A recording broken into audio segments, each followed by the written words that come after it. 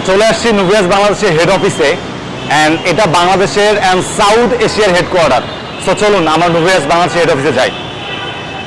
আমরা এখন লিফটের 7-এ যাব এবং লিফটের 7-এ যাচ্ছি নুভিয়াস বাংলাদেশের হেড অফিসে। অ্যান্ড নুভিয়াস বাংলাদেশের হেড অফিস হচ্ছে বাংলা মোটর সার্কেলের রূপায়ণ টাওয়ারের লিফটের 7, এবং এটা সাউথ ইস্ট এশিয়ার হেডকোয়ার্টার। এবং এই বিল্ডিং এ অলমোস্ট প্রায় আমরা 8 ইয়ার্স বিজনেস করতেছি। সো দেখতে দেখতে চলে আসছি লিফটের 7-এ, এন্ড এখন কিন্তু আমরা ঢুকবো অফিসে।